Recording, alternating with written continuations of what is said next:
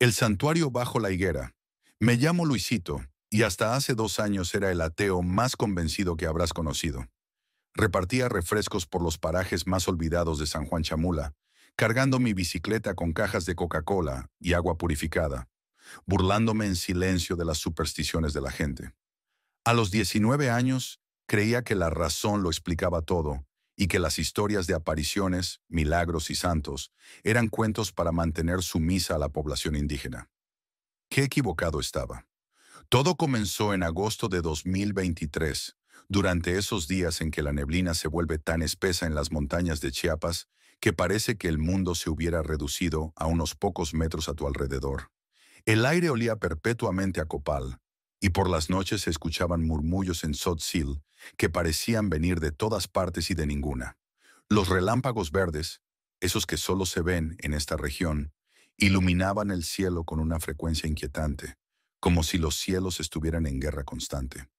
Mi ruta me llevaría hasta el paraje Los Colorados, uno de esos lugares donde las casas se aferran a las laderas como si temieran resbalar al abismo. Ahí vivía doña Jacinta, una curandera que mezclaba sin pudor algunos los rezos católicos con rituales mayas que probablemente databan de antes de la conquista. La gente la buscaba cuando los médicos del pueblo ya no sabían qué hacer, cuando las enfermedades tomaban formas que los libros de medicina no reconocían. Llegué a su jacal al atardecer, cargando mi mochila con las últimas botellas del día y sintiéndome extrañamente nervioso. Doña Jacinta me esperaba en el patio, junto a una fogata que despedía un humo verdoso. Era una mujer pequeña, de manos nudosas y ojos que parecían haber visto demasiado. A su lado, picoteando el suelo, había una gallina completamente negra. Ya sabía que vendrías hoy, me dijo sin siquiera voltear a verme. Su español tenía ese acento particular de quien piensa en otra lengua. La flaca bonita me habló de ti en sueños. La flaca bonita. Así le decían a la Santa Muerte en estos rumbos, con esa familiaridad cariñosa que solo los verdaderos devotos pueden permitirse. Yo solté una carcajada que sonó más nerviosa de lo que pretendía. Doña, yo solo vengo a entregarle sus refrescos. No creo en esas cosas. Me miró entonces, y juro que sus pupilas se dilataron hasta volverse completamente negras. ¿300 pesos tienes? La pregunta me tomó por sorpresa. Era exactamente la cantidad que llevaba en la bolsa para emergencias. Dinero que ni siquiera sabía que ella supiera que existía. ¿Para qué? La bonita quiere marcarte. Ya está cansada de que andes por sus caminos sin protección. Y yo estoy cansada de soñar contigo todas las noches. Debí irme en ese momento. Debí montar mi bicicleta, bajar de esa montaña y no volver jamás. Pero algo en su voz, algo en la forma en que el fuego se reflejaba en sus ojos, me mantuvo ahí parado como un idiota. ¿Marcarme cómo? Sin decir palabra, se dirigió al interior de su jacal y regresó con una caja de metal oxidado. La abrió ceremoniosamente, revelando agujas caseras, tinta negra que parecía más espesa que cualquier tinta normal, y unos trapos que habrían sido blancos en otra vida. Un tatuaje, dijo simplemente. En la espalda, la imagen de la Santísima. 300 pesos y la gallina negra. Miré al animal, que me observaba con una inteligencia perturbadora. ¿Y si me niego? Entonces seguirá soñando con cadenas. Y las cadenas, mijo, tarde o temprano, se vuelven reales. Esa noche había soñado exactamente eso. Cadenas arrastrándose por el suelo de mi cuarto. Un sonido metálico que me despertaba en sudor frío. Pero era coincidencia, tenía que serlo. Está bien, oí mi propia voz decir, como si viniera de muy lejos. Pero que sea rápido. Me quité la camisa y me recosté boca abajo sobre un petate que olía a hierbas medicinales. Doña Jacinta encendió velas y comenzó a murmurar en tzotzil mientras preparaba sus instrumentos. La gallina negra se acercó y se quedó junto a mi cabeza, como vigilando el proceso. El primer pinchazo fue como si me hubieran clavado fuego líquido. La aguja improvisada rasguñaba mi piel con una precisión que contrastaba con su apariencia tosca. Doña Jacinta trabajaba en silencio, deteniéndose ocasionalmente para limpiar la sangre o para agregar más tinta. El dolor era insoportable, pero por alguna razón no podía quejarme. Era como si mi voz se hubiera quedado atorada en algún lugar profundo de mi garganta. «Ella está aquí», murmuró la curandera después de una hora. «La siento respirando sobre tu nuca». Un escalofrío me recorrió toda la columna vertebral. El aire se había vuelto más frío, y juraría que había sentido un aliento helado en mi cuello. Me incorporé con dificultad y me dirigí al espejo roto que colgaba de una pared. Lo que vi me dejó sin palabras. En mi espalda, grabada con un detalle imposible para las herramientas rudimentarias que había usado, se extendía la imagen de la Santa Muerte. No era la típica caricatura de esqueleto con túnica que uno ve en los mercados. Esta era diferente. Los huesos parecían tener vida propia. La túnica ondeaba como si hubiera viento dentro del espejo. Y los ojos, unos puntos negros profundos, parecían seguir mis movimientos. «Es hermosa», susurré, y me sorprendí al darme cuenta de que lo decía en serio. Pagué los 300 pesos y tomé la gallina negra, que se dejó cargar sin resistencia alguna. Doña Jacinta me aplicó una pomada que ardía como el demonio y me vendó la espalda con trapos limpios. «Ahora eres suyo», me dijo mientras guardaba sus instrumentos. «Y ella es tuya.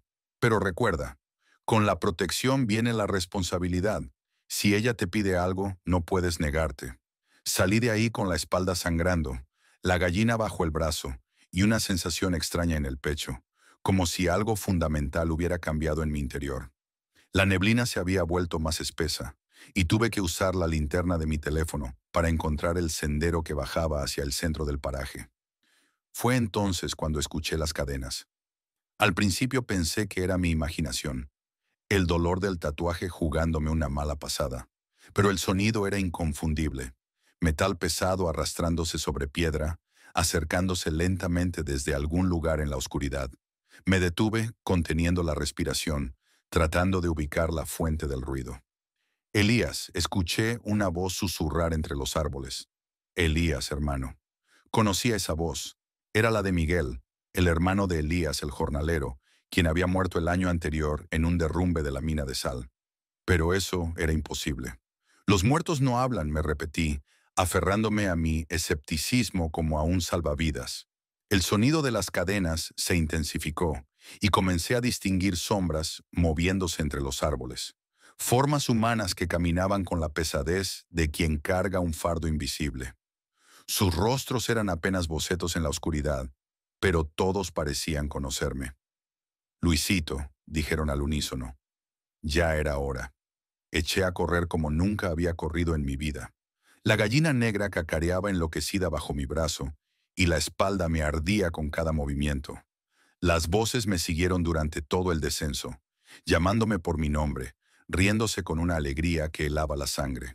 Llegué al pueblo cuando ya era medianoche, empapado en sudor y temblando como una hoja. Me dirigí directamente a mi cuarto, me encerré con llave y me quedé despierto hasta el amanecer, escuchando las cadenas arrastrarse alrededor de mi casa. Al día siguiente, traté de convencerme de que todo había sido una pesadilla, producto del trauma del tatuaje y la sugestión de las palabras de doña Jacinta. Pero la gallina negra estaba ahí, picoteando tranquilamente en mi patio, y mi espalda seguía doliendo con una intensidad que ningún analgésico parecía aliviar. 3 días después, mientras hacía mi ruta habitual, me encontré con Rogelio, el profesor rural que había llegado al pueblo hacía un par de meses. Era un hombre educado, de la capital, con esa actitud racionalista que yo había compartido hasta hacía poco. Estaba sentado en la escuela, corrigiendo exámenes con una expresión preocupada. «Luisito», me llamó cuando me vio pasar. «¿Tú conoces a María Antonia, la partera?» «Sí, vive cerca de la higuera retorcida». «¿Por qué?» «Anoche hubo una emergencia. Una mujer de parto complicado. Dicen que pasó algo extraño». Me acerqué, sintiendo un hormigueo en la espalda recién tatuada. ¿Qué tipo de extraño? La placenta no descendía. La mujer se estaba desangrando. Según los expedientes médicos que revisé después, debería haber muerto. De hecho, técnicamente sí murió durante unos minutos. Pero entonces apareció alguien y... Bueno, mejor ve a verla tú mismo.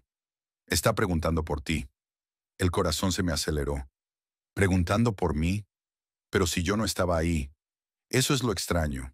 Dice que fuiste tú quien salvó a la mujer.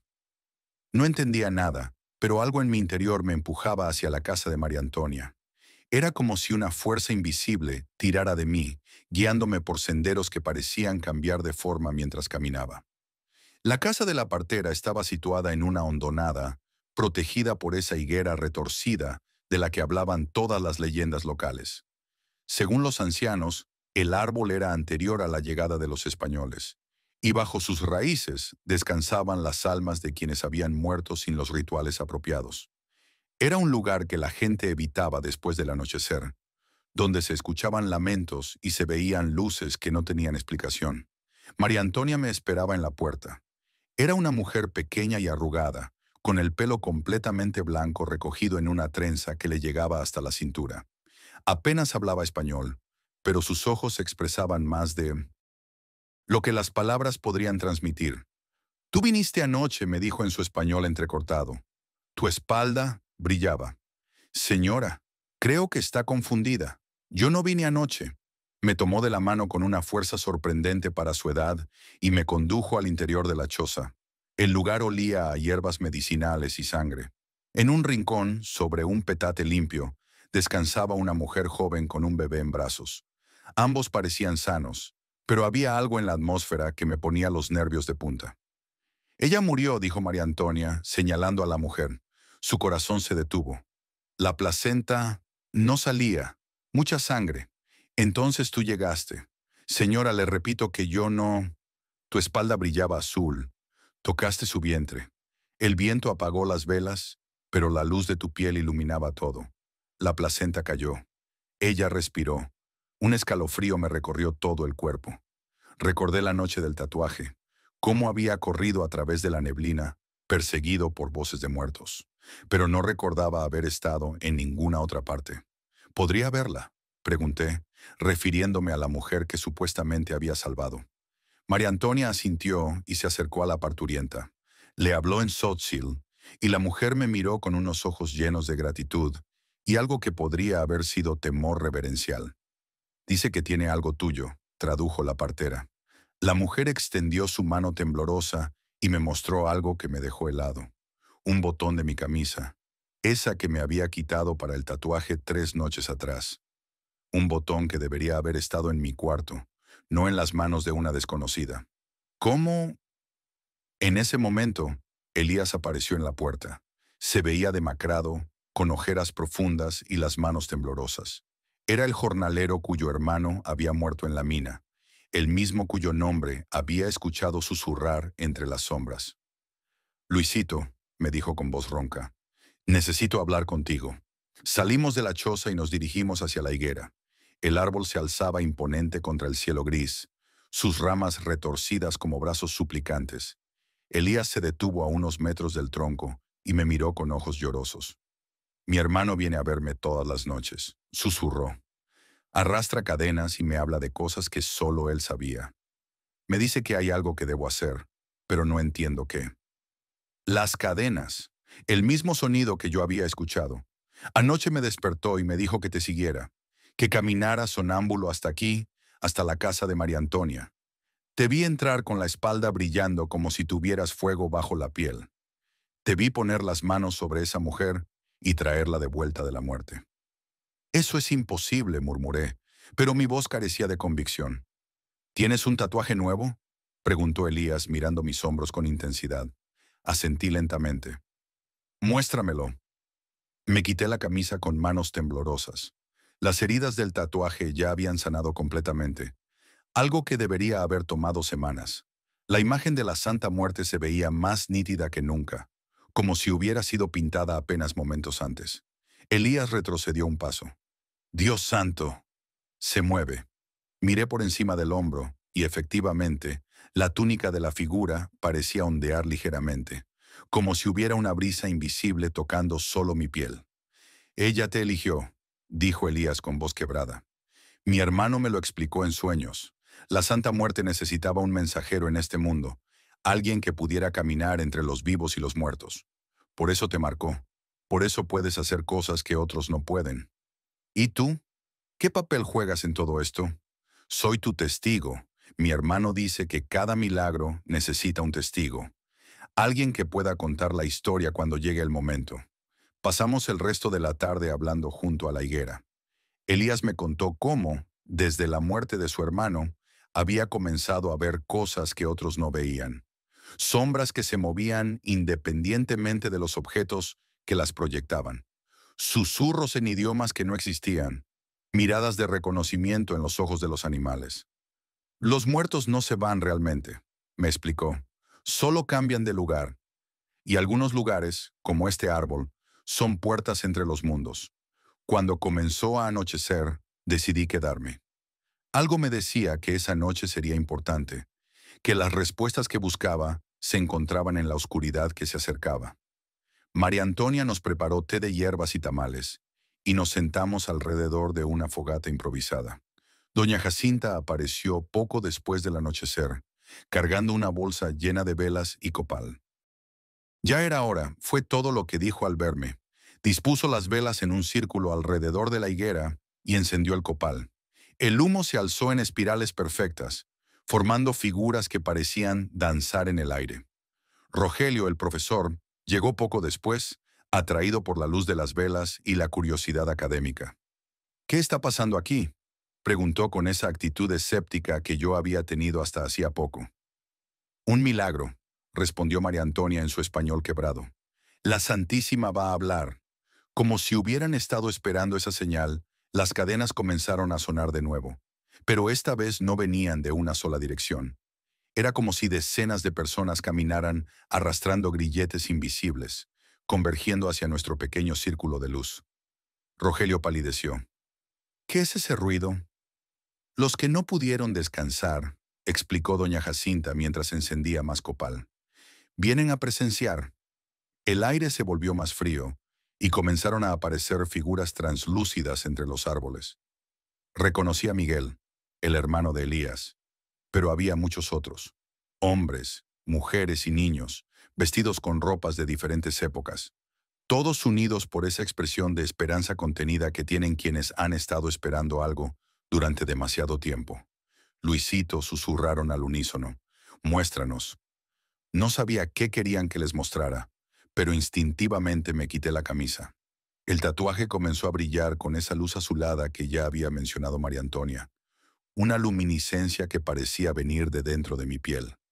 Las figuras espectrales se acercaron, formando un círculo más amplio alrededor de nosotros.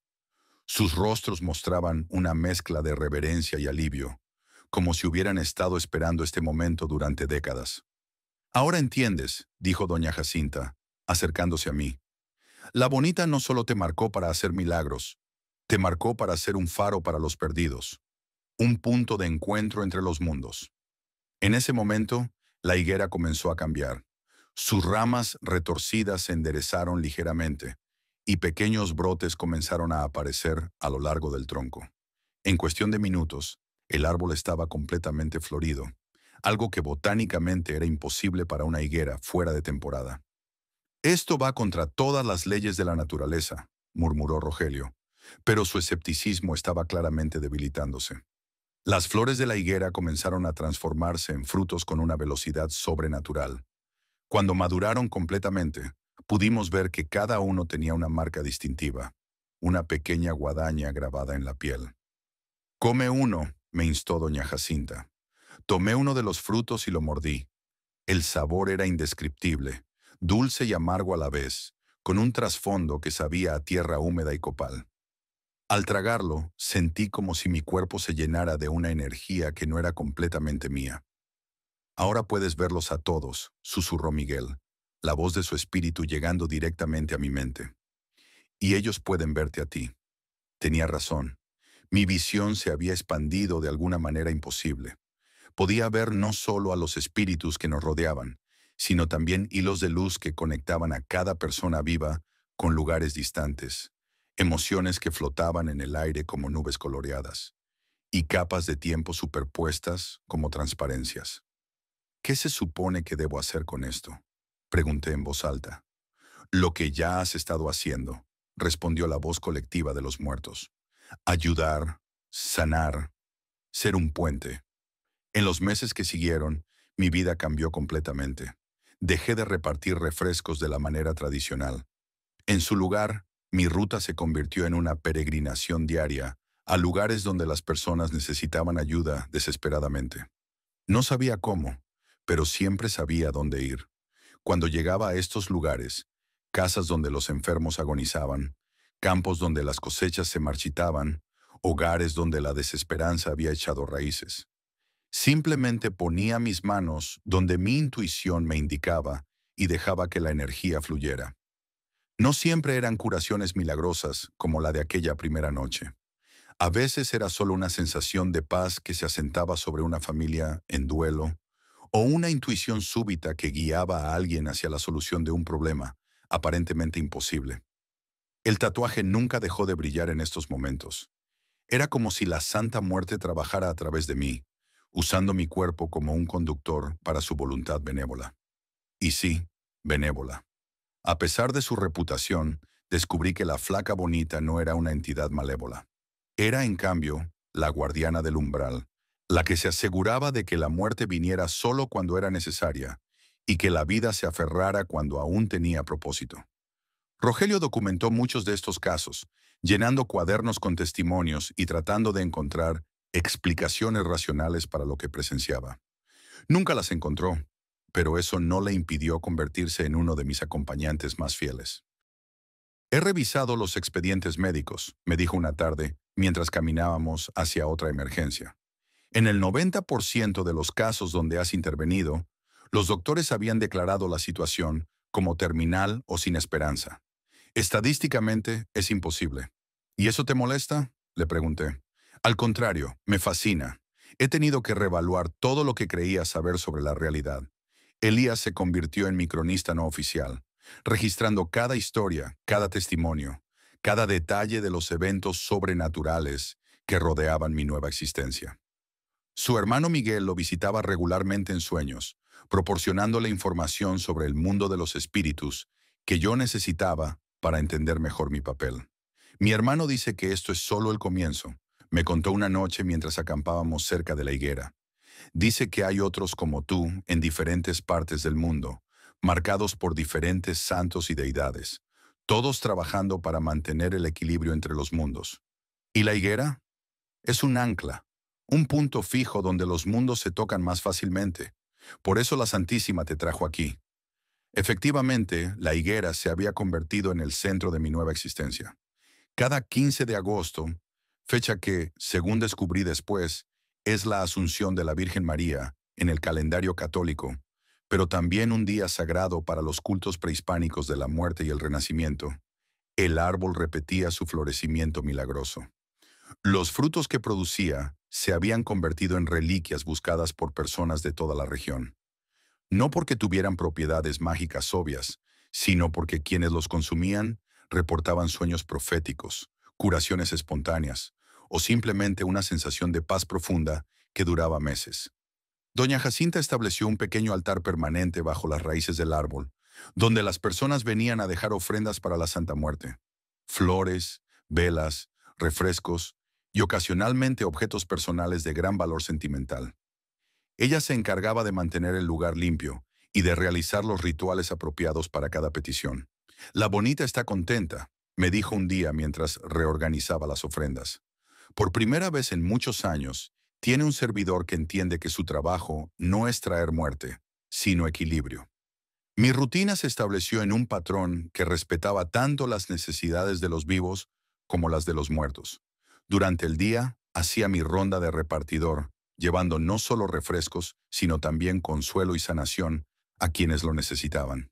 Por las noches, regresaba a la higuera, donde los espíritus venían a contarme sus historias y a pedirme que llevara mensajes a sus seres queridos vivos. Era un trabajo exhaustivo, pero también profundamente satisfactorio. Por primera vez en mi vida, sentía que tenía un propósito real, que mi existencia contribuía a algo más grande que yo mismo.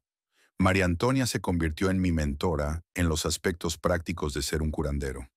Me enseñó a reconocer los diferentes tipos de males que afligían a las personas.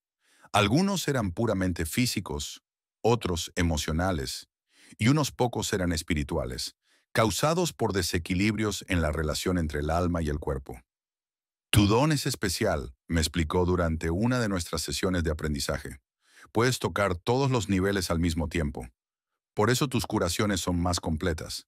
También aprendí que mi trabajo tenía límites. No podía devolver la vida a quienes ya habían cruzado completamente al otro lado, ni podía forzar la sanación en personas que, en un nivel profundo, habían elegido partir. Mi papel era ofrecer la oportunidad, crear las condiciones adecuadas, pero siempre respetando el libre albedrío y el orden natural de las cosas. Hubo casos que me marcaron profundamente, como el de la niña que había nacido con un defecto cardíaco congénito y que los médicos habían desahuciado. Cuando puse mis manos sobre su pequeño pecho, sentí claramente que su alma aún no estaba lista para irse. El tatuaje brilló con una intensidad que nunca había experimentado, y al día siguiente los doctores descubrieron que el defecto había desaparecido por completo. O el caso del anciano que llevaba años sufriendo de una depresión tan profunda que había perdido la capacidad de reconocer a su propia familia. Cuando lo toqué, no hubo luz brillante ni dramáticos efectos visuales. Simplemente, por primera vez en meses, sonrió y llamó a su esposa por su nombre. Pero también hubo fracasos que me enseñaron humildad. Personas cuyo tiempo había llegado realmente y donde mi intervención solo habría prolongado el sufrimiento innecesariamente. En estos casos, mi papel se transformaba. En lugar de luchar contra la muerte, ayudaba a que llegara con dignidad y paz. La muerte no es tu enemiga, me recordaba constantemente la voz de Miguel durante nuestras conversaciones nocturnas. Es tu compañera de trabajo. Ustedes dos se encargan de diferentes aspectos del mismo proceso. Con el tiempo, comencé a entender que mi marcación por la Santa Muerte no me había convertido en un simple curandero, sino en una especie de guardián del umbral, alguien que podía evaluar cuándo era apropiado luchar por la vida y cuándo era mejor permitir que siguiera su curso natural.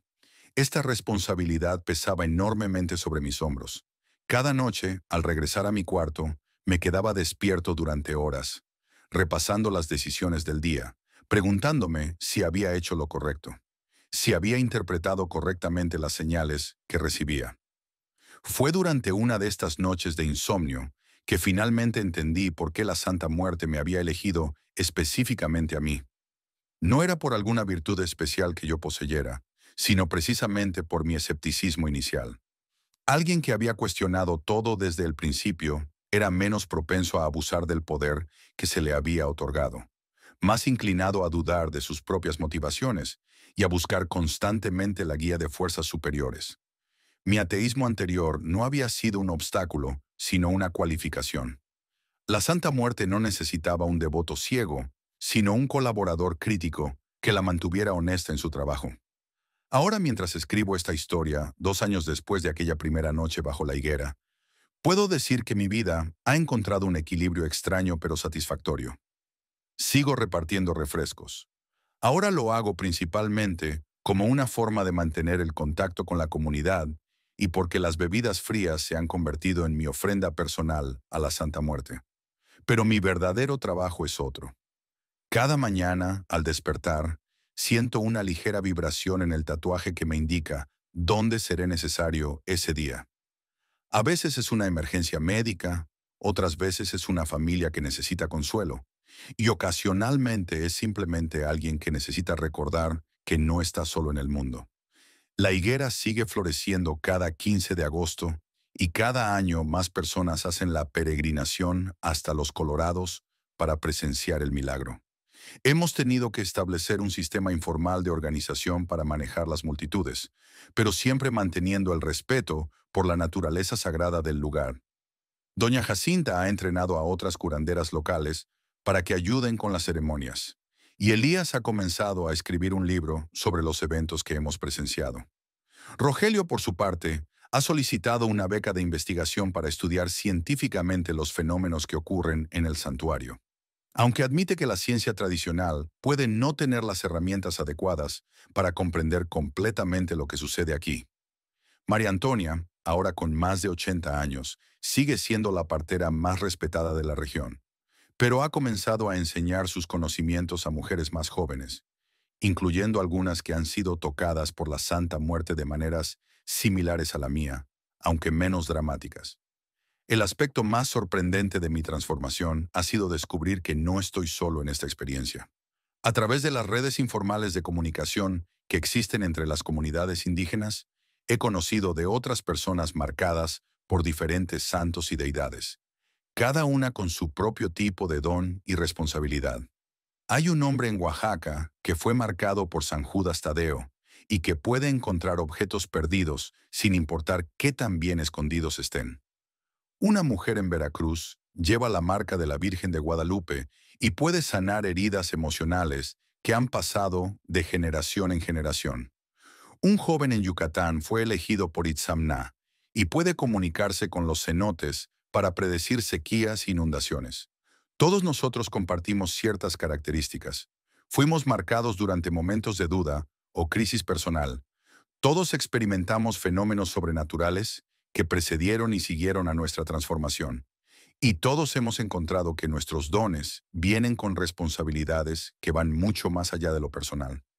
También compartimos la experiencia de haber perdido la capacidad de vivir para nosotros mismos. No es que seamos infelices. De hecho, creo que la mayoría de nosotros hemos encontrado una satisfacción más profunda que la que teníamos antes. Pero nuestras vidas ya no nos pertenecen completamente.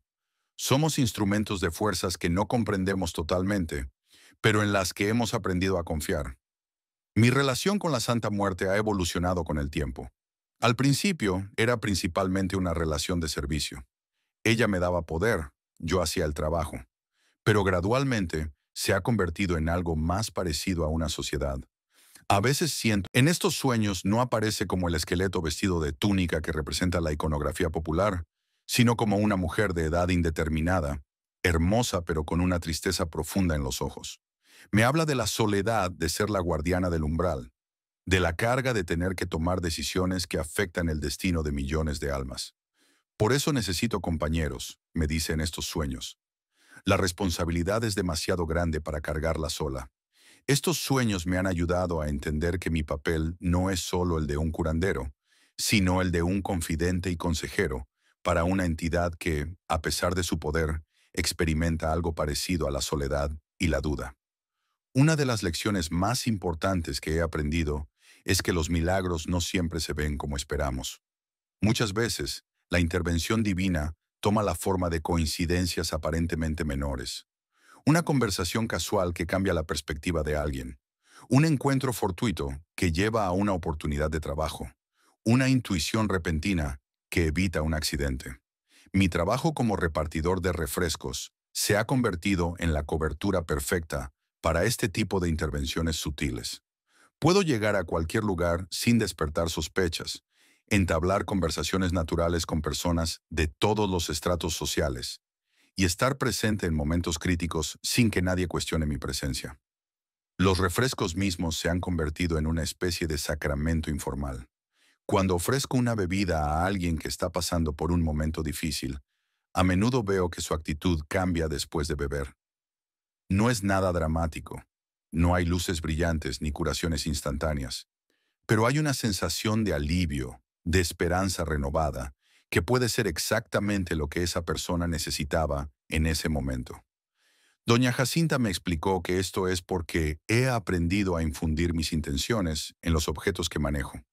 Todo lo que tocas con amor se convierte en medicina, me dijo. Los refrescos, las monedas que das de cambio, incluso las palabras que dices. Todo lleva tu marca ahora. Esta comprensión ha hecho que sea mucho más consciente de mis acciones diarias.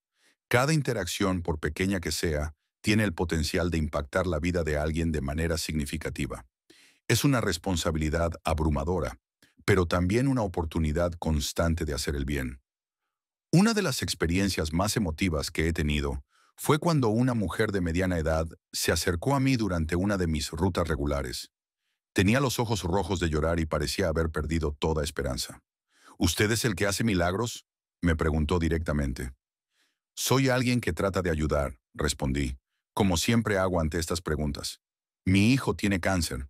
Los doctores dicen que no hay nada más que hacer. ¿Puede ayudarlo?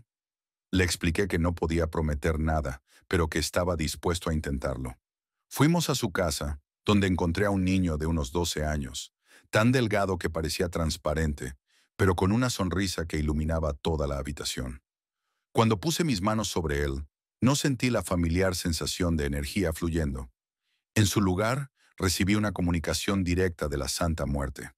Este niño vendrá conmigo pronto, pero su partida será un regalo para su familia, no una pérdida. No entendí inmediatamente qué significaba eso, pero decidí confiar en el mensaje. En lugar de intentar una curación, me senté con la familia y les hablé sobre la muerte como una transición natural, sobre cómo el amor trasciende las fronteras físicas y sobre la importancia de aprovechar cada momento que tenían juntos. El niño murió 2 semanas después, pero de una manera que transformó a toda la familia. Sus últimos días fueron llenos de conversaciones profundas, risas compartidas y una sensación de paz que ninguno de ellos había experimentado antes. En lugar de una agonía prolongada, su partida fue serena y rodeada de amor. Meses después, la madre regresó para agradecerme. No salvó su vida, me dijo, pero nos salvó de una muerte horrible. Nos ayudó a despedirnos de la manera correcta. Experiencias como esta me han enseñado que la sanación no siempre significa prolongar la vida. A veces significa ayudar a que la muerte llegue con dignidad o ayudar a los vivos a procesar la pérdida de manera saludable. Mi reputación se ha extendido más allá de las fronteras de Chiapas. Recibo cartas de personas de todo México y algunos países de Centroamérica, pidiendo ayuda o simplemente compartiendo sus propias experiencias sobrenaturales. He comenzado a corresponder con algunos de ellos, ofreciendo consejos y apoyo emocional. Una de estas correspondencias ha sido particularmente significativa. Un hombre de Guatemala que asegura haber sido marcado por Maximón me escribió describiendo experiencias muy similares a las mías. Hemos intercambiado cartas durante meses, comparando nuestros métodos y filosofías. Creo que estamos viviendo un momento especial en la historia, escribió en una de sus cartas, como si las fuerzas espirituales estuvieran despertando para ayudar a la humanidad a navegar por tiempos difíciles. Comparto su perspectiva. Hay algo en el aire, una sensación de que estamos en un punto de inflexión histórico, donde lo sobrenatural se está volviendo más accesible, más presente en la vida diaria. Tal vez es porque la humanidad enfrenta desafíos tan grandes que necesita toda la ayuda posible, incluso de fuentes que la ciencia moderna no puede explicar. El santuario bajo la higuera se ha convertido en un lugar de peregrinación no oficial. Personas de todas las edades y trasfondos vienen a buscar sanación, consejo o simplemente a presenciar algo que trasciende lo ordinario. Hemos establecido reglas informales para mantener el orden y el respeto. No se permite fotografía durante las ceremonias, se debe mantener silencio durante ciertos rituales y todos los visitantes deben traer una ofrenda para la Santa Muerte. Las ofrendas han evolucionado con el tiempo. Al principio, la gente traía principalmente velas y flores. Ahora, es común ver objetos personales de gran valor sentimental. Anillos de boda de matrimonios que terminaron en paz, juguetes de niños que fallecieron sin sufrimiento, herramientas de trabajo de personas que encontraron su propósito en la vida. Cada objeto cuenta una historia de transformación, de dolor convertido en paz, de pérdida transformada en aceptación. El altar se ha convertido en un museo informal de la experiencia humana, un testimonio de la capacidad de las personas para encontrar significado incluso en las circunstancias más difíciles.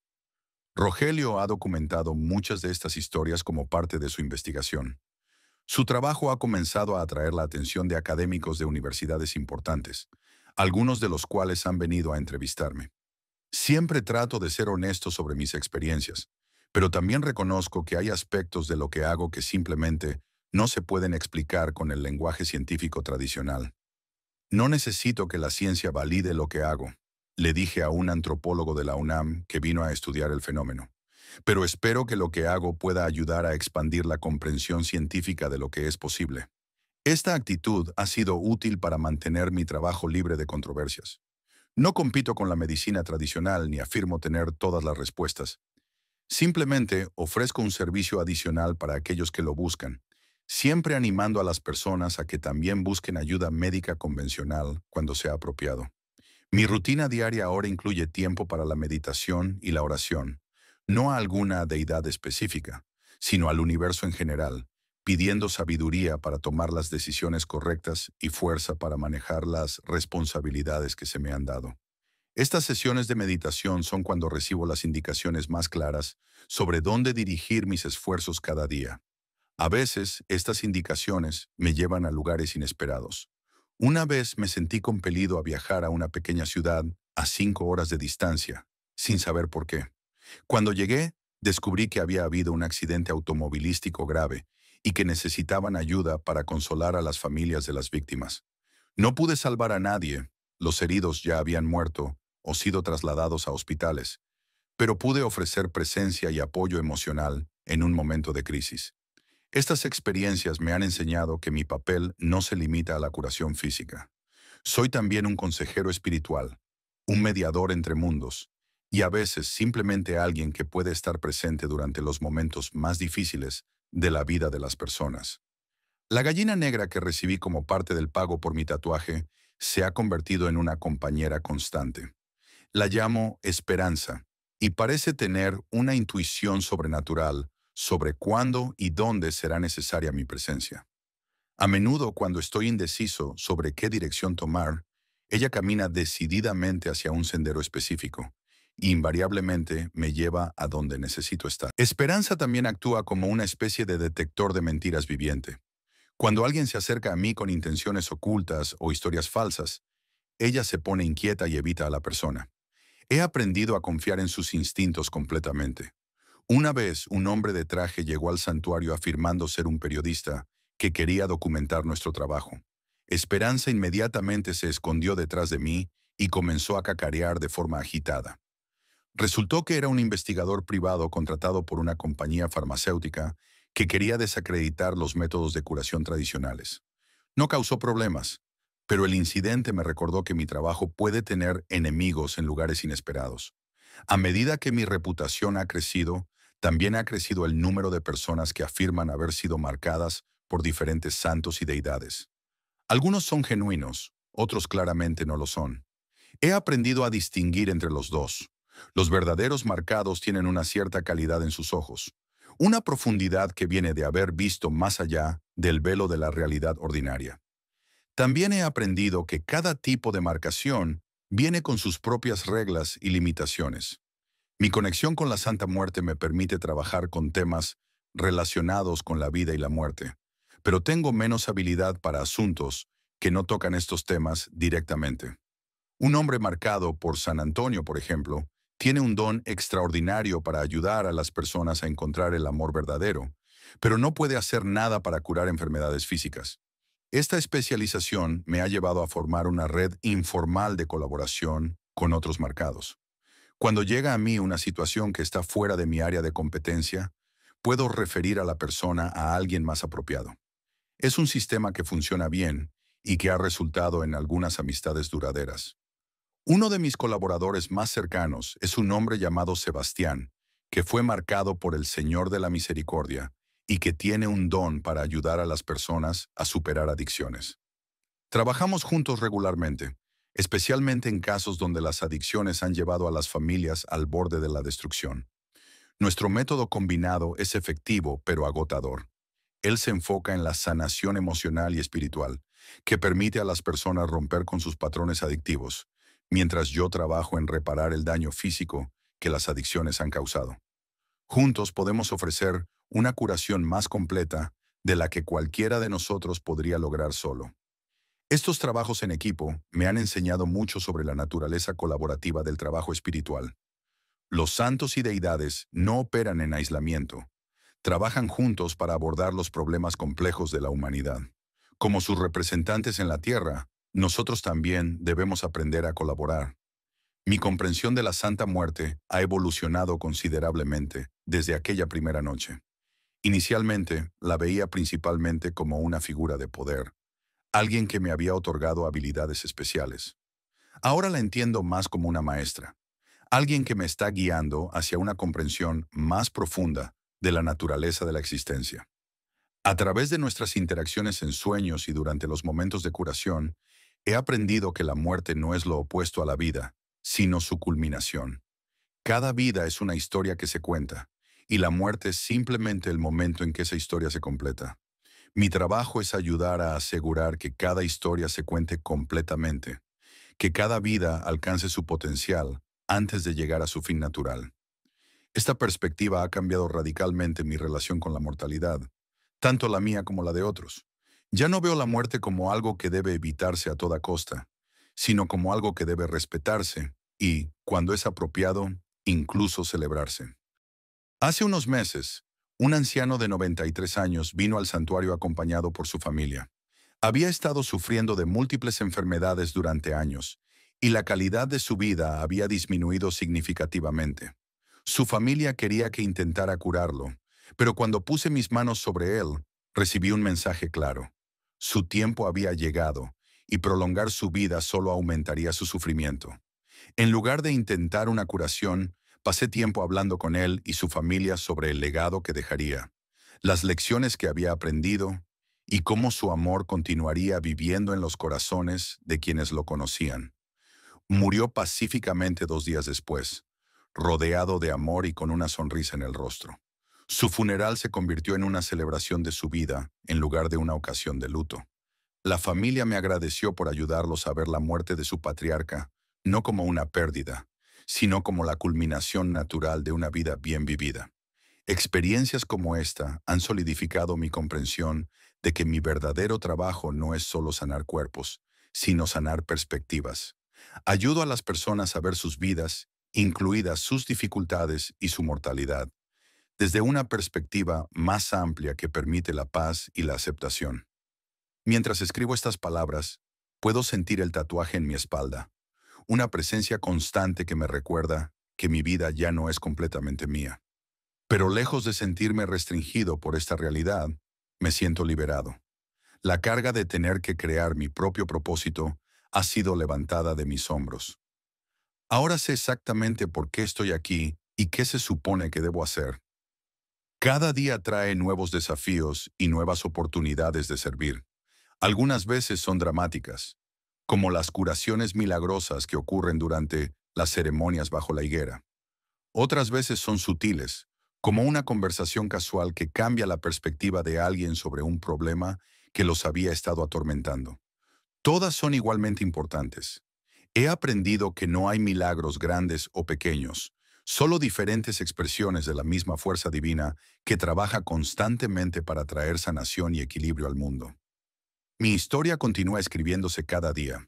No sé qué me depara el futuro, pero sí sé que mientras el tatuaje siga brillando en mi espalda, mientras la higuera siga floreciendo cada agosto, y mientras las personas sigan necesitando sanación, estaré aquí, sirviendo como un puente entre los mundos, un mensajero de esperanza en un mundo que desesperadamente la necesita. Y cada noche cuando regreso a casa después de un día de trabajo, me detengo en la higuera para agradecer a la Santa Muerte por haberme elegido, por haberme dado un propósito que trasciende mis propias limitaciones y deseos. Dejo mi ofrenda diaria, siempre un refresco, como prometí, y susurro una oración silenciosa por la sabiduría para continuar siendo digno de la confianza que se ha depositado en mí. Porque al final, eso es lo que soy. Un guardián de la confianza, un custodio de esperanza, un servidor de fuerzas que son mucho más grandes que yo, pero que por razones que aún no comprendo completamente, han decidido trabajar a través de mí para traer un poco más de luz a un mundo que a menudo parece demasiado oscuro.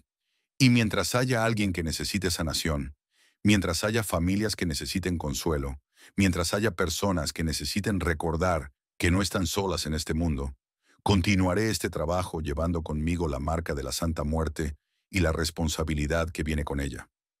Esta es mi historia, mi testimonio, mi verdad. La comparto no para convencer a nadie de nada, sino para documentar lo que he vivido, lo que he aprendido y lo que continúo experimentando cada día de mi nueva vida, como servidor de la flaca bonita, guardián del santuario bajo la higuera, puente entre los mundos de los vivos y los muertos, la tinta de la calle. Mi nombre es Rocío, pero todos me conocen como la flaca. Llevo 15 años caminando estas calles de Tepito con una maleta llena de tenis piratas, esquivando redadas, pagando mordidas y sobreviviendo día a día en este laberinto de cemento donde la ley la escriben otros. Esta es mi historia, la historia de una noche que cambió todo, cuando la Santa Muerte me tocó con sus dedos huesudos y me regaló algo que nunca pensé que tendría: respeto. Era octubre de 2024, y el calor pegajoso de la Ciudad de México se resistía a irse. Las noches en Tepito seguían siendo húmedas, cargadas de ese olor que solo conocemos los que vivimos aquí. Una mezcla de sudor, pólvora que se quedó en el aire desde la última balacera, tortillas quemadas y ese aroma dulzón que sale de los puestos de elotes. Los faroles del barrio parpadeaban moribundos. Algunos ya habían rendido su último suspiro hace meses y nadie los reparaba. En esta oscuridad, cada esquina era un misterio. Cada sombra podía ser un peligro o una oportunidad. Cansada de que el comandante Mejía me pidiera su parte cada semana, con esa sonrisa que me daba náuseas. Mejía era de esos policías que se creían dueños del barrio, con su bigote grasiento y su panza cervecera. Llegaba los viernes por la tarde, cuando yo estaba contando las monedas del día, y extendía su mano gorda, esperando su tributo. «Para que no tengas problemas, flaquita», me decía, y yo le daba mis billetes arrugados, porque sabía que la alternativa era peor. Pero esa noche del 31 de octubre, algo dentro de mí se rompió. Había sido un día especialmente malo. Una redada tempranera me había hecho perder casi toda mi mercancía, y cuando finalmente pude instalarme cerca del Metro Lagunilla, apenas vendí 3 pares de tenis. Al llegar la noche tenía los bolsillos vacíos y el estómago rugiendo. Me senté en el quicio de una puerta cerrada y me puse a llorar. No era la primera vez, pero esa noche las lágrimas sabían diferente, sabían a rendición. Fue entonces cuando apareció don Filemón arrastrando su caja de herramientas de bolero. A sus 68 años, don Filemón era una institución en el barrio. Sus manos arrugadas habían lustrado miles de zapatos, y sus ojos habían visto pasar décadas de historias por estas calles. Lo que mucha gente no sabía era que don Filemón era devoto de la Santa Muerte, aunque lo mantuviera en secreto. Su esposa había muerto 5 años atrás, y desde entonces, todas las noches le prendía una veladora blanca a la niña bonita. «¿Qué te pasa, mija?», me preguntó con esa voz rasposa que tenía, sentándose a mi lado sin importarle que su pantalón se ensuciara en el pavimento sucio. Le conté todo. Le hablé del comandante Mejía, de las redadas, de cómo cada día era más difícil sobrevivir. Don Filemón me escuchó en silencio, asintiendo de vez en cuando, y cuando terminé, se quedó callado un largo rato. «¿Sabes qué día es mañana?», me preguntó finalmente. «Día de Muertos», respondí, secándome los mocos con la manga. «No, mija. Mañana es el día en que la niña blanca camina sin velo por estas calles. Es cuando ella escucha mejor nuestras súplicas». Don Filemón me habló de la Santa Muerte como nunca antes lo había hecho. Me contó que no era una entidad malvada como decían en las iglesias, sino una protectora de los desprotegidos, una madre que abrazaba a quienes el mundo había abandonado. Me dijo que en Tepito, donde la muerte siempre andaba cerca, ella era especialmente poderosa. «Si de verdad quieres que las cosas cambien», me susurró, «ve con Chucho el Agujas. Pídele que te tatúe a la flaca bonita, pero tiene que ser esta madrugada, cuando el velo esté más delgado». Chucho. El Agujas tenía su estudio en un cuartito detrás de un puesto de tacos, en la calle Tenochtitlán. Era un hombre de unos 40 años, delgado como un alambre, con los brazos completamente cubiertos de tatuajes que él mismo se había hecho durante sus años en el reclusorio.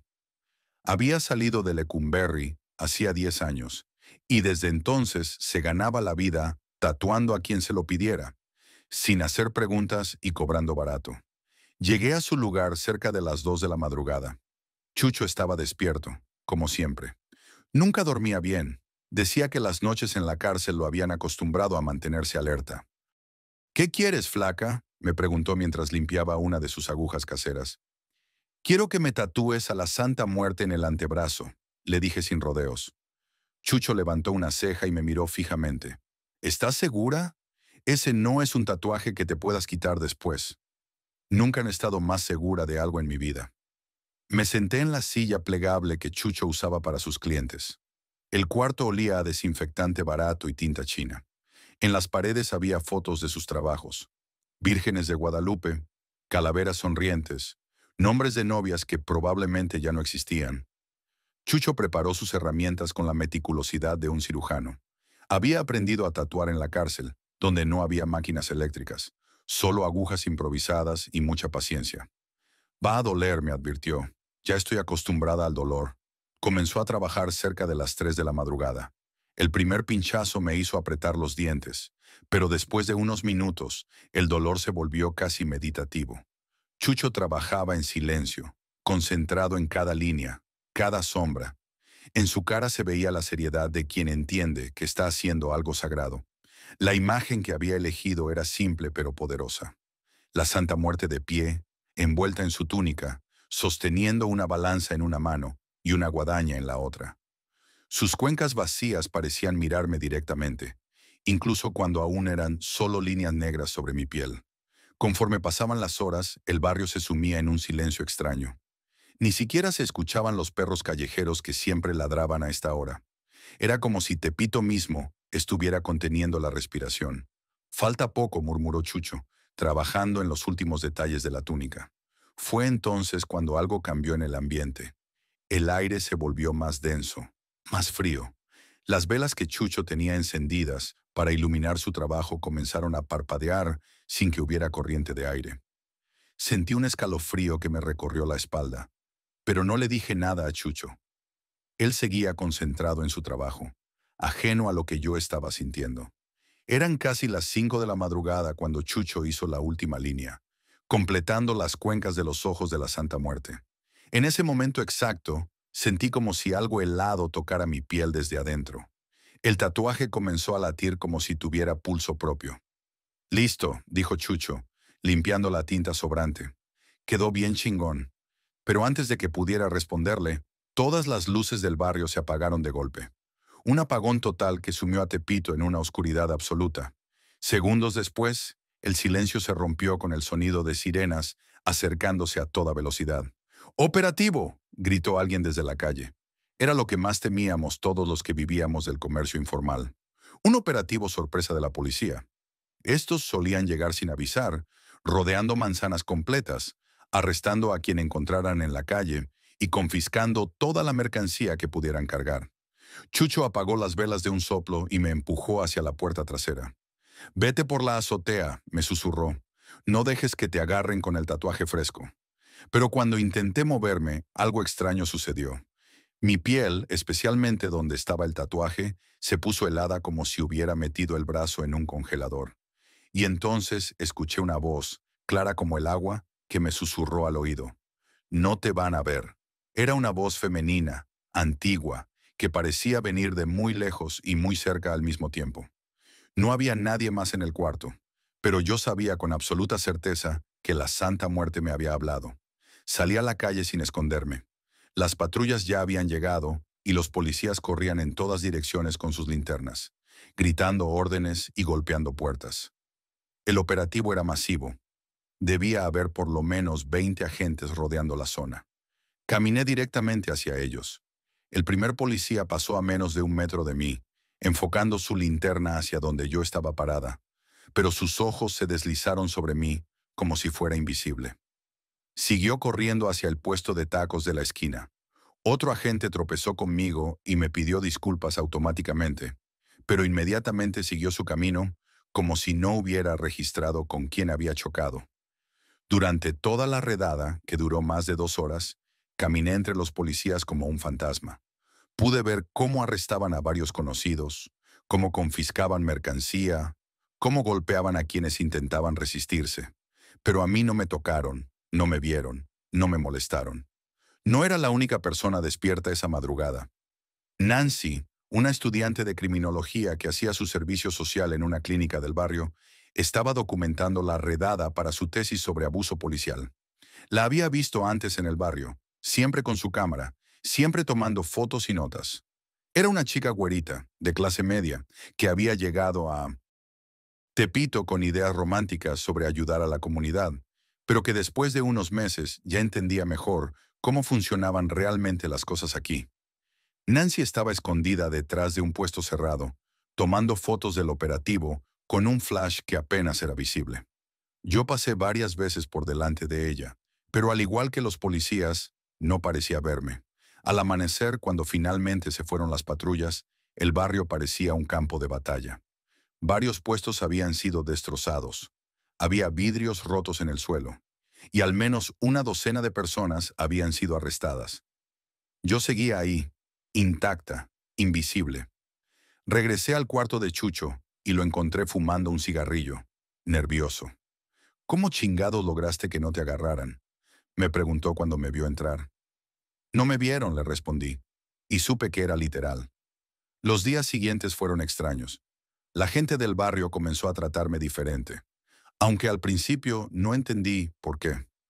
Los que vendían en puestos fijos me saludaban con más respeto. Los que antes me ignoraban ahora me sonreían, y los que me debían dinero de repente aparecían para pagarme. Fue don Filemón quien me explicó lo que estaba pasando. La gente sabe que algo cambió contigo esa noche, me dijo mientras lustraba mis tenis. Algunos vieron que pasaste entre los policías sin que te tocaran. Otros simplemente lo sienten. En Tepito, cuando alguien tiene protección de la flaca bonita, se nota. Nancy fue la que me mostró las fotos que había tomado esa noche. Se acercó a mí una tarde mientras yo acomodaba mi mercancía en la banqueta. Disculpa, me dijo con esa voz suave que tienen las chicas educadas. ¿Tú eres Rocío? Sí, ¿por qué? Necesito enseñarte algo. Nancy sacó su cámara digital y comenzó a mostrarme las fotos del operativo. En la mayoría se veían policías corriendo, gente arrestada, puestos destruidos. Pero en varias de las imágenes aparecía yo, caminando entre los agentes. Sin embargo, no estaba sola. Detrás de mí, apenas visible como una sombra, había una figura alta y esquelética, envuelta en una túnica, que me abrazaba por los hombros con sus brazos huesudos. ¿Qué es eso?, me preguntó Nancy, señalando la figura. Yo miré las fotos y sentí como el tatuaje en mi brazo se calentaba. Es mi protección, le respondí. Nancy me contó que había llevado las fotos a varios profesores de la universidad, tratando de encontrar una explicación lógica. Algunos hablaron de pareidolia, otros de doble exposición, pero ninguno pudo explicar por qué la figura aparecía solo en las fotos donde yo estaba presente. Estoy escribiendo mi tesis sobre este barrio, me dijo Nancy. ¿Puedo entrevistarte?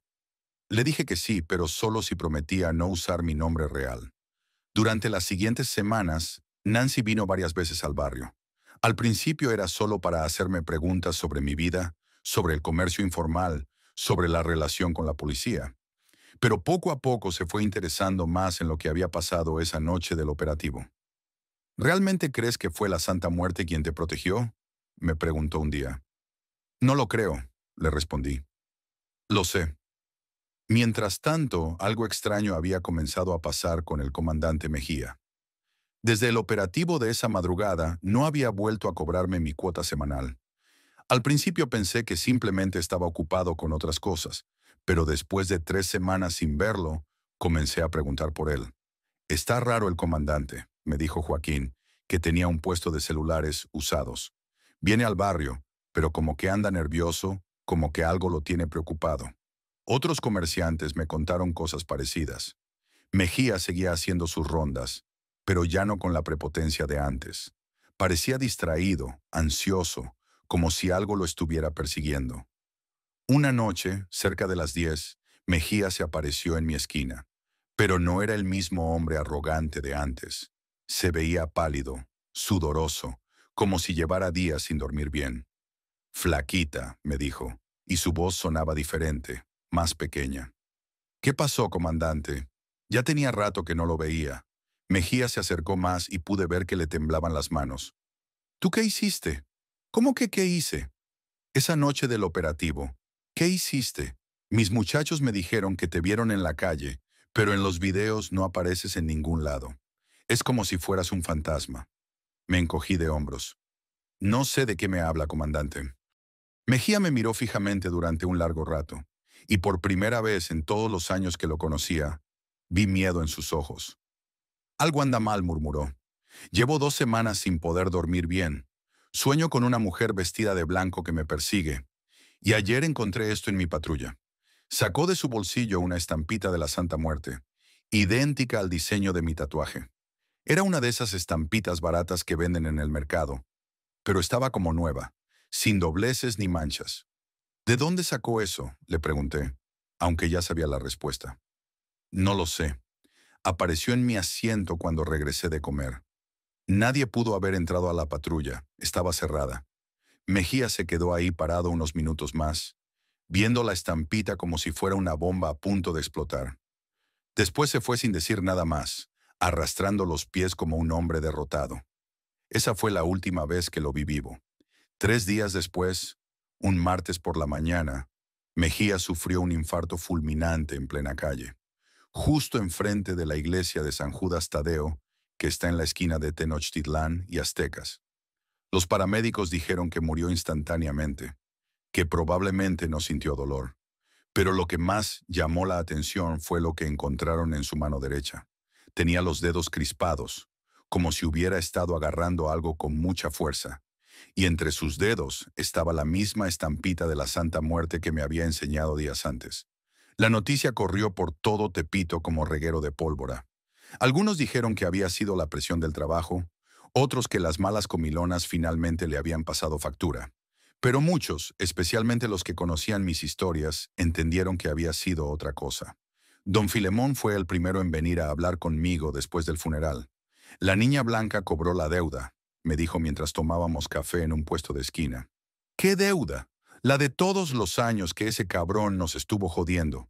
La de todo el dinero que nos quitó, toda la humillación que nos hizo pasar. Yo no sabía qué decir.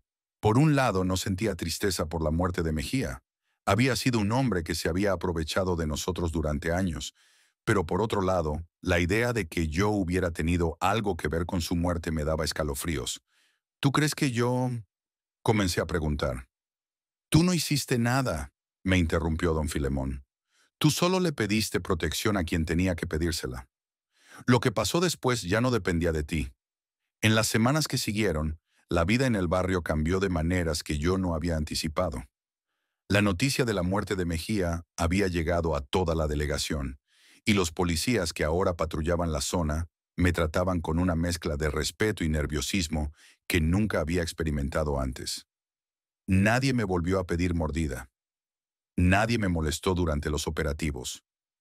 Cuando llegaban las redadas, yo seguía siendo invisible para las autoridades, pero ahora también tenía algo más. Una reputación. Los otros comerciantes comenzaron a buscarme para pedirme consejos, como si yo fuera una especie de líder espiritual del barrio. Algunos me pedían que intercediera por ellos con la Santa Muerte. Otros simplemente querían estar cerca de alguien que obviamente tenía protección. ¿No te da miedo?, me preguntó Nancy durante una de nuestras entrevistas. ¿Miedo de qué? De todo este poder que tienes ahora, de lo que le pasó al comandante. El miedo es para quienes no tienen nada que perder, le respondí. Yo ya lo había perdido todo antes de esa noche. Lo que tengo ahora no es poder, es protección. Nancy siguió viniendo al barrio durante varios meses, documentando no solo mi historia, sino la manera en que había cambiado la dinámica del lugar. Su tesis final se llamó Fe y Poder en los Márgenes, un estudio etnográfico de las creencias religiosas alternativas en Tepito, y según me contó, causó bastante revuelo en la universidad.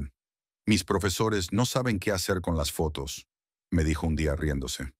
Algunos las han enviado a expertos en fotografía forense, otros las han mostrado a antropólogos especializados en fenómenos religiosos. Nadie puede explicar qué es esa figura que aparece contigo. ¿Y tú qué opinas? Nancy se quedó callada un momento, mirando una de las fotos en su cámara. Creo que hay cosas en este mundo que la academia no puede explicar. Y creo que tuve suerte de estar aquí para documentar una de ellas. Hoy, casi un año después de aquella madrugada del 1 de noviembre, mi vida es completamente diferente. Sigo vendiendo tenis en las mismas calles de Tepito, pero ya no... Vivo con el miedo constante que me acompañó durante tantos años. Mi tatuaje se ha ido oscureciendo con el tiempo, pero la protección que me otorgó sigue intacta. Los nuevos policías que patrullan el barrio me conocen de vista, pero nunca me molestan. Algunos incluso me saludan con respeto, como si supieran que hay algo especial en mí que es mejor no provocar. Don Filemón sigue lustrando zapatos en su esquina, y ahora me cuenta historias de otros milagros que ha presenciado a lo largo de los años. La flaca bonita siempre ha cuidado a los suyos, me dice. Solo que antes la gente no sabía cómo pedirle ayuda. Chucho. El aguja se ha vuelto más famoso de lo que nunca imaginó. Cada semana llegan personas de otros barrios pidiendo que les haga tatuajes de la Santa Muerte, esperando recibir la misma protección que yo obtuve. Él los hace, claro, porque necesita el dinero, pero siempre les advierte que la tinta no hace milagros por sí sola. El tatuaje es solo la puerta, les dice. Lo que pase después depende de qué tan sincera sea tu fe. Algunos de sus clientes han reportado experiencias similares a la mía. Protección durante redadas, respeto inesperado de parte de autoridades, pequeños milagros en su vida diaria. Otros no han experimentado nada fuera de lo normal, pero todos terminan con una imagen de la Santa Muerte en la piel, y eso, en Tepito, ya es una declaración de fe en sí misma. Para mí el verdadero milagro no fue la muerte del comandante Mejía, aunque muchos en el barrio lo vean así. El verdadero milagro fue recuperar la dignidad que había perdido después de tantos años de humillaciones. Fue poder caminar por estas calles con la cabeza en alto, sabiendo que nadie iba a pisotearme otra vez. La Santa Muerte no me dio riquezas ni me sacó de Tepito. Sigo siendo la misma Rocío la Flaca, vendedora ambulante, habitante de un barrio que el resto de la ciudad prefiere ignorar. Pero ahora soy también algo más. Soy la prueba viviente de que en estos callejones, donde la esperanza parece imposible, donde la injusticia es pan de cada día, todavía puede suceder lo imposible. Cada noche, antes de dormirme, toco mi tatuaje y siento ese frío familiar que me recorre el brazo. Es la manera que tiene la niña blanca de recordarme que sigue ahí, cuidándome, protegiéndome. Y yo le susurro las mismas palabras que le dije esa primera noche. Gracias por verme cuando nadie más lo hacía. En Tepito, donde la fe y el peligro conviven en cada esquina, donde los faroles moribundos apenas iluminan calles llenas de historias, mi historia se ha vuelto leyenda. Los niños que crecen aquí escuchan hablar de la flaca que se volvió invisible, de la mujer que derrotó al comandante corrupto con solo un tatuaje, de la comerciante que encontró protección en los huesos sagrados de la muerte. Y tal vez cuando sean grandes y estén cansados de que el mundo los aplaste, recordarán mi historia y buscarán a Chucho el Agujas en su cuartito detrás del puesto de tacos. Tal vez ellos también se hagan un tatuaje de la Santa Muerte y le pidan protección. Y tal vez si su fe es sincera y su necesidad es real, la niña blanca también los escuche. Porque en Tepito la muerte no es el final de nada, es solo el comienzo de otra forma de vivir. El silencio bajo las botas. Mi nombre es Rubén Saldaña, tengo 42 años y cargo con más secretos que balas en mi fusil. Llevo 21 años sirviendo a la patria, pero hay algo que nunca he confesado en ningún reporte, en ninguna declaración jurada, en ningún expediente militar. No estoy vivo por la suerte o por el entrenamiento. Estoy vivo porque hice un pacto con la muerte misma. Todo comenzó cuando mi madre murió. Era una mujer pequeña, de manos rugosas y ojos que parecían ver más allá de lo que el resto de nosotros podíamos percibir. Nunca fue de ir a misa los domingos, nunca se arrodilló ante ningún santo católico, pero en su cuarto, escondido detrás de una cortina raída, tenía un altar que me daba escalofríos. Velas negras, rojas y blancas rodeaban una figura esquelética vestida de colores brillantes. La Santa Muerte. La niña bonita, la que no discrimina entre ricos y pobres, entre santos y pecadores. Mi hijo me dijo una vez, cuando tenía 17 años y ya había decidido enlistarme, la vida no es justa, pero la muerte sí lo es. Ella viene por todos igual, pero si la respetas, si la honras, ella te puede dar tiempo, tiempo para vivir, tiempo para cumplir lo que tienes que cumplir. Yo me reía entonces. Era un chamaco pendejo que creía que las balas eran para otros, que la guerra era gloria y medallas. Pero mi madre siguió hablando, con esa voz que usaba cuando sabía cosas que no debería saber. Cuando llegue tu momento de verdad, cuando sientas que la muerte te está oliendo el cuello, acuérdate de ella. No la niegues, no la rechaces. Pídele tiempo prestado, pero siempre recuerda que es prestado. 3 meses después, Mi madre murió de cáncer. Rápido, como si la Santa Muerte hubiera venido a cobrar una deuda. En su funeral, yo era el único que sabía por qué sonreía en su ataúd. Había cumplido su parte del trato. Los primeros años en el ejército fueron rutinarios. Entrenamientos, guardias, alguna que otra operación menor contra narcotraficantes de poca monta. Pero conforme fui ascendiendo, conforme me asignaron a operaciones más peligrosas, comencé a notar algo extraño. Mis compañeros morían a mi alrededor, pero yo siempre salía ileso. No era mejor soldado que ellos. No era más inteligente o más rápido. Simplemente, las balas me evitaban. Fue después de una operación particularmente brutal en Sinaloa, donde perdí a mi primer compañero de verdad, que decidí buscar a doña Telma. Había oído hablar de ella en el pueblo cercano a la base, una mujer que sabía de hierbas y de cosas que los doctores no podían curar. Pero también sabía de otros asuntos, asuntos que la gente católica prefería no mencionar. La encontré en una casa pequeña llena de olores a copal y canela. Era una mujer mayor, con el cabello completamente blanco y ojos que me recordaron inmediatamente a los de mi madre. Cuando le conté lo que me pasaba, cuando le hablé de las balas que no me tocaban, ella asintió como si estuviera escuchando el reporte del tiempo. Tu madre te preparó el camino, me dijo sin preámbulos, pero tú no has cumplido tu parte. La niña bonita te ha estado cuidando, pero necesita que la reconozcas, que la honres. ¿Cómo? Márcate, que quede claro de quién eres, pero hazlo bien, con respeto. No es un juego, soldado, es un compromiso. 2 semanas después, en un estudio de tatuajes en Chihuahua capital, me grabé en el brazo izquierdo la imagen que había visto en el altar de mi madre. La Santa Muerte abrazando un cráneo, con las palabras ni antes, ni después escritas en letras góticas. El tatuador, un tipo flaco lleno de tinta en todo el cuerpo, me preguntó si sabía lo que significaban esas palabras. Significa que mi tiempo lo decide ella. No las balas, le respondí. Él solo asintió y siguió trabajando en silencio. Después del tatuaje todo cambió. No de manera obvia, no de manera que pudiera explicar en un reporte.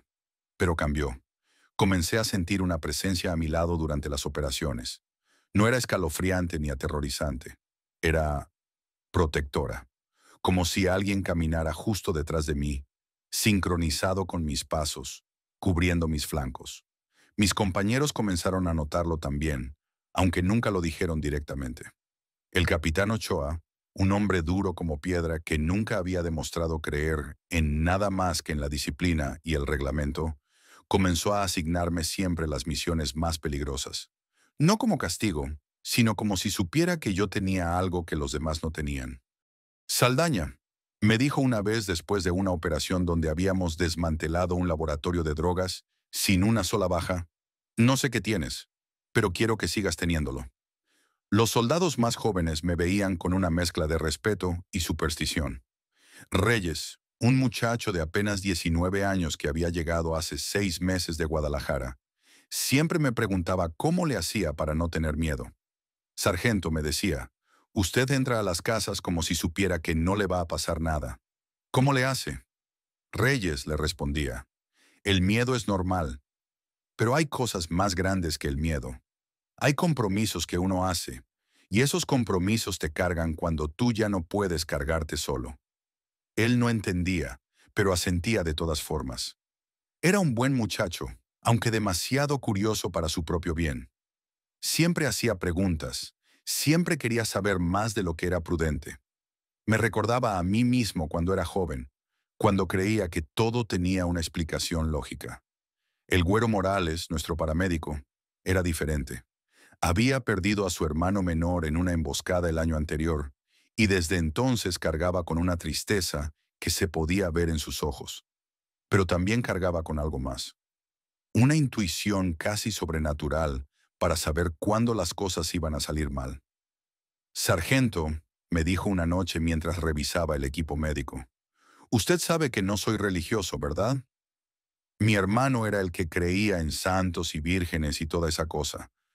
Pero juro que a veces siento que hay alguien más con nosotros en las operaciones. ¿Qué tipo de alguien? No sé.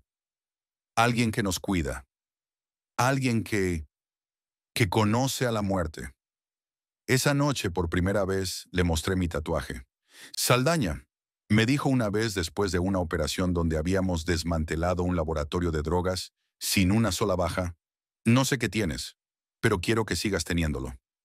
Los soldados más jóvenes me veían con una mezcla de respeto y superstición. Reyes, un muchacho de apenas 19 años que había llegado hace 6 meses de Guadalajara, siempre me preguntaba cómo le hacía para no tener miedo. Sargento, me decía, usted entra a las casas como si supiera que no le va a pasar nada. ¿Cómo le hace? Reyes, le respondía, el miedo es normal, pero hay cosas más grandes que el miedo.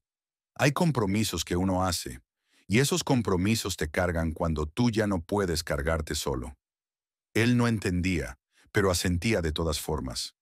Era un buen muchacho, aunque demasiado curioso para su propio bien. Siempre hacía preguntas, siempre quería saber más de lo que era prudente. Me recordaba a mí mismo cuando era joven, cuando creía que todo tenía una explicación lógica. El Güero Morales, nuestro paramédico, era diferente. Había perdido a su hermano menor en una emboscada el año anterior, y desde entonces cargaba con una tristeza que se podía ver en sus ojos. Pero también cargaba con algo más. Una intuición casi sobrenatural para saber cuándo las cosas iban a salir mal. Sargento, me dijo una noche mientras revisaba el equipo médico, usted sabe que no soy religioso, ¿verdad? Mi hermano era el que creía en santos y vírgenes y toda esa cosa. Pero juro que a veces siento que hay alguien más con nosotros en las operaciones. ¿Qué tipo de alguien? No sé. Alguien que nos cuida. Alguien que conoce a la muerte. Esa noche, por primera vez, le mostré mi tatuaje. Se quedó viendo la imagen de la Santa Muerte por varios minutos, sin decir nada. Finalmente, asintió. Mi hermano tenía una estampa de ella en su cartera, me dijo. Nunca supe por qué. Ahora creo que lo entiendo. Todo se vino abajo una noche de octubre. Llevábamos 3 días rastreando a una célula de narcotraficantes que había estado atacando convoyes militares en la carretera principal. La inteligencia decía que se escondían en un campamento abandonado cerca de las montañas. Un lugar que antes había sido punto de reunión para contrabandistas, pero que supuestamente ya estaba vacío. Éramos 6. El capitán Ochoa, el Güero Morales, Reyes, 2 soldados más y yo. Una patrulla de rutina, decían los reportes. Reconocimiento y evaluación. Nada de contacto directo a menos que fuera absolutamente necesario. Pero desde el momento en que salimos de la base, algo se sintió diferente. El aire estaba más pesado, más denso. Incluso el desierto parecía más silencioso de lo normal. Los coyotes no aullaban. Los búhos no cantaban. Era como si la naturaleza misma estuviera conteniendo la respiración. El Güero Morales me miró cuando estábamos a medio camino del objetivo. Sargento, no me gusta esto. Hernández y Vázquez comenzaron a disparar a ciegas, tratando de crear una cortina de fuego que nos diera tiempo de reagruparnos. Pero había demasiados atacantes, y sabían exactamente dónde estábamos. Fue entonces cuando vi la granada. Cayó justo a mi lado, rodando por el suelo polvoriento, con ese sonido metálico que todo soldado aprende a odiar. Tenía tal vez 3 segundos antes de que explotara. 3 segundos para tomar una decisión. En ese momento no pensé en Dios, no pensé en mi familia, no pensé en la patria o en el honor o en ninguna de las cosas que se supone que piensa un soldado cuando está a punto de morir. Solo pensé en mi madre, en su altar escondido, en las palabras que me había dicho años atrás. Toqué el tatuaje de mi brazo izquierdo y susurré, niña bonita, no es mi hora, todavía no. Lo que pasó después es algo que he intentado explicar miles de veces, pero nunca he encontrado las palabras correctas. No hubo una explosión. No hubo el ruido ensordecedor que debería haber marcado mi muerte. Solo hubo silencio. Un silencio profundo, absoluto, como si el mundo entero hubiera dejado de existir por un momento. Y en ese silencio escuché una voz. No era la voz de mi madre, ni la voz de ningún santo o ángel. Era una voz que sonaba como huesos quebrados, como tierra seca, como el último suspiro de un moribundo. Levántate, soldado. Aún no es tu hora.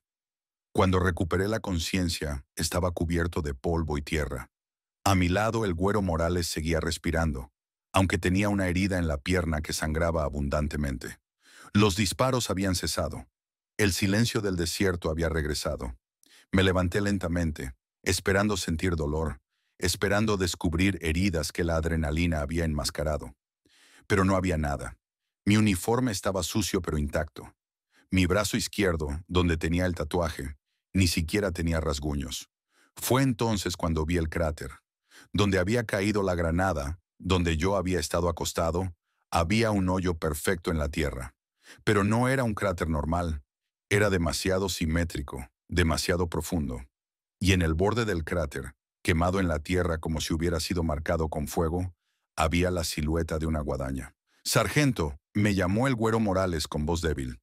«¿Qué pasó? ¿Por qué no explotó?» No supe qué responderle, porque la granada sí había explotado. Podía verlo en el cráter, podía olerlo en el aire. Pero de alguna manera, yo había estado protegido. De alguna manera, la explosión había pasado a través de mí sin tocarme. Ayudé al güero a levantarse y comenzamos a revisar a los demás. Reyes estaba muerto, como había sabido desde el primer momento. Hernández había recibido un disparo en el hombro, pero estaba vivo. Vázquez tenía fragmentos de metralla en las piernas, pero podía caminar. Y el capitán Ochoa... El capitán Ochoa debería haber estado muerto. La bala le había atravesado el pecho, justo donde debería haber perforado el corazón. Pero cuando lo revisamos, cuando el Güero Morales le abrió el uniforme para evaluar la herida, encontramos algo imposible. La bala había entrado por el frente, había atravesado el chaleco antibalas como si fuera papel, pero se había detenido a milímetros del corazón. No había razón médica para que hubiera pasado eso. No había razón para que el capitán Ochoa siguiera vivo. «Morales», me susurró el capitán mientras lo ayudábamos a levantarse. «¿Tú viste lo que pasó con la granada?» «No, mi capitán. Solo recuerdo que todo se puso silencioso, y luego el sargento Saldaña me estaba ayudando a levantarme. El capitán Ochoa me miró con ojos que parecían ver más de lo que había visto antes. «Saldaña, ¿qué tienes en ese brazo?»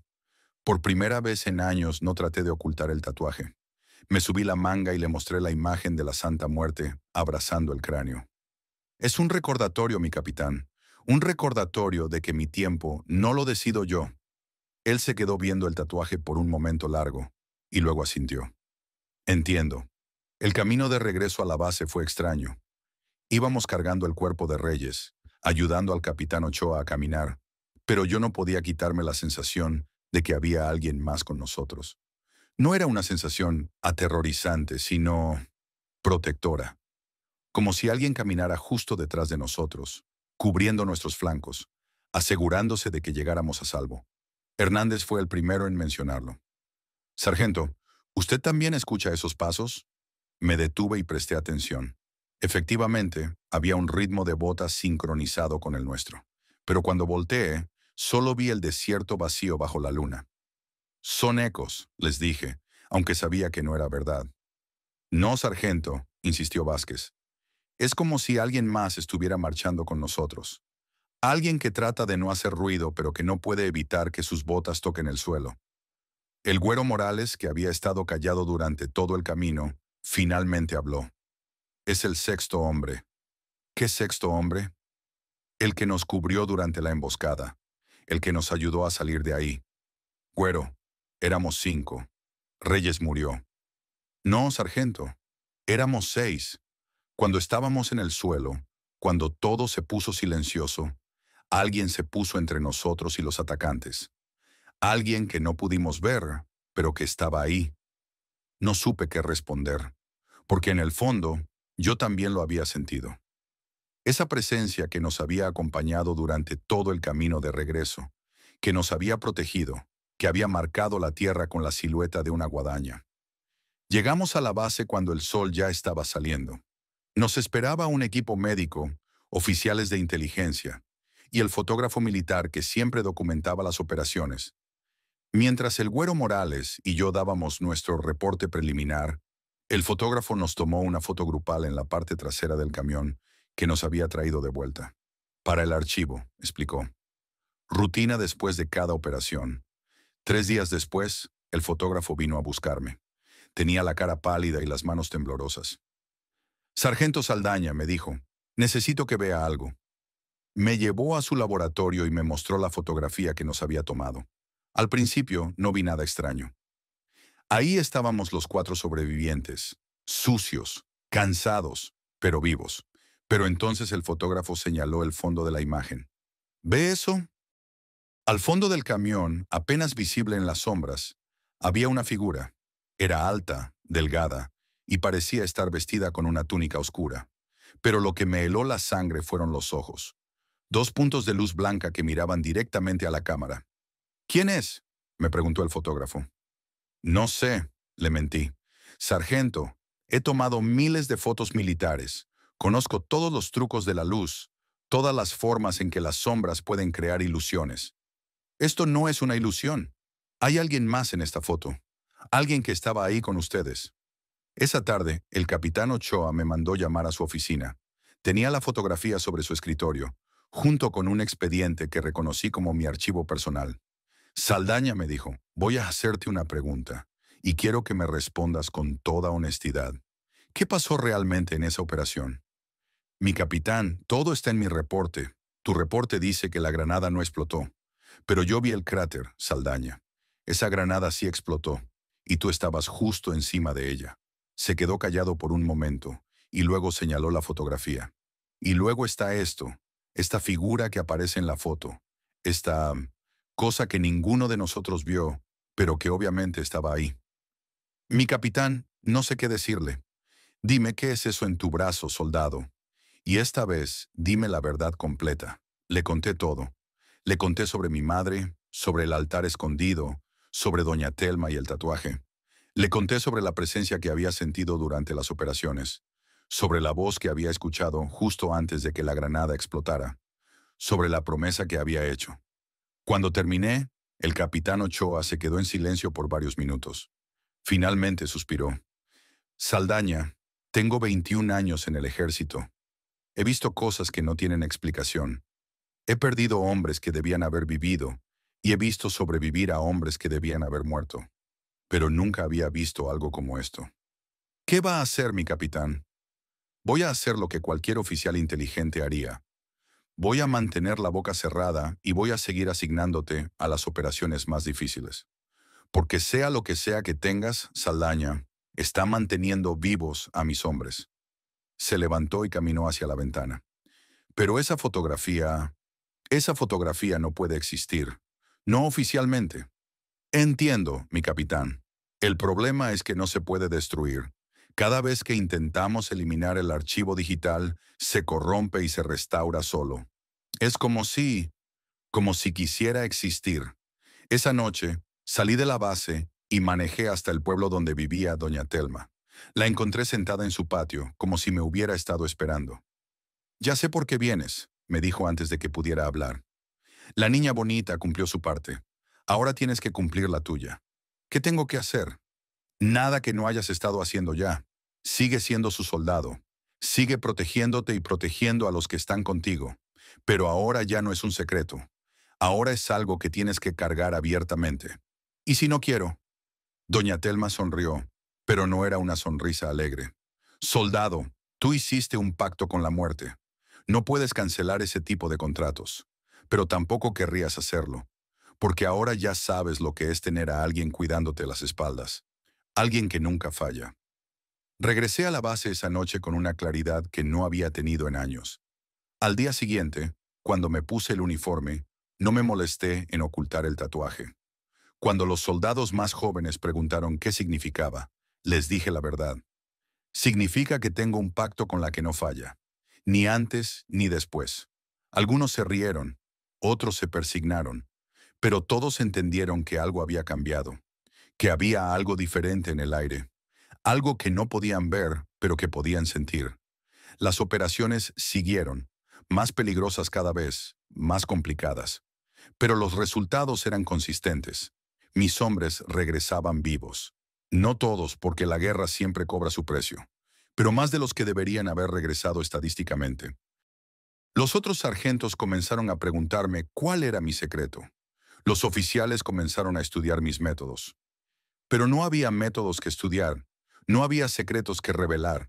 Solo había una presencia que caminaba conmigo, que marchaba sincronizada con mis botas, que me susurraba cuando algo malo iba a pasar. Y la fotografía siguió existiendo. Cada vez que trataban de destruirla, reaparecía. Hasta que finalmente el capitán Ochoa decidió dejar de intentarlo. Que exista, me dijo. Que sea testimonio de que hay cosas en este mundo que no entendemos, pero que no necesariamente son malas. Han pasado 3 años desde la emboscada. Soy sargento primero ahora, y tengo bajo mi comando a 20 soldados que confían en mí no solo por mi experiencia, sino por algo más. Algo que no pueden nombrar, pero que pueden sentir.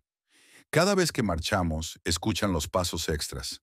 Cada vez que entramos en combate, sienten la presencia que nos cubre. Y cuando preguntan qué es, yo ya no miento. Es la que cuida a los que no pueden cuidarse solos, les digo. Es la que nos da tiempo prestado cuando el nuestro se está acabando. Pero respétenla, porque un día vendrá a cobrar. Algunos de mis soldados han comenzado a visitarse con tatuajes similares. Nunca les digo que lo hagan, pero tampoco se los prohíbo, porque he aprendido que la fe, la verdadera fe, no se puede imponer.